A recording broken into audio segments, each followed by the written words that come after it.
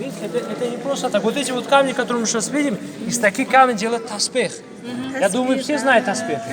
Четкий. Это 15 век. Камни, которые видели самого Амира Тимура. То есть 600 лет. Вот. А то, что вот напротив, вот эти панельные камни, это уже современные. То, что мы сейчас видим, это уже восстановленная часть. И также вот купол, ну вот вы не заметили, вот снаружи, который реставрирует купола, высота, если помните, я вам сказал, 36 метров. И купол двойной. Между первым и вторым куполом есть 10 метров пространства.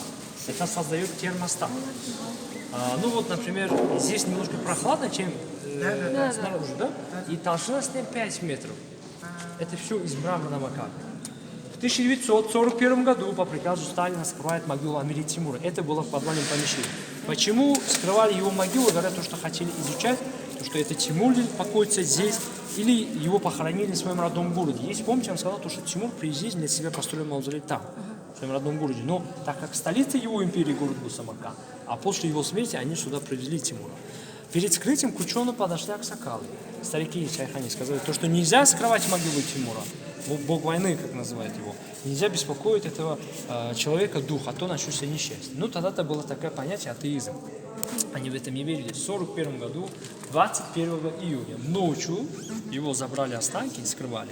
Вот на следующий день уже Германия нападает на территорию Советского Союза. 22 года. А после этого его забрали останки туда, в Москву. И там был русский ученый, антрополог Михаил Герасимов. Он по черепу Тимура начал уже воссоздавать его облика. Но мы знаем о том, что раньше в мусульманском обычае нельзя было нарисовать живых существ. Поэтому ее портрета, например, фотографий не было.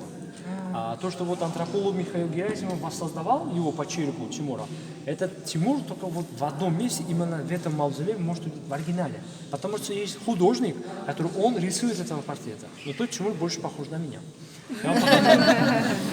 Так, смотрите, в 1942 году обратно вернули его останки сюда, мусульманским обрядом поставили на месте. После чего, говорят, что немцы начали отступать. Да. Ну сейчас, почему людей туда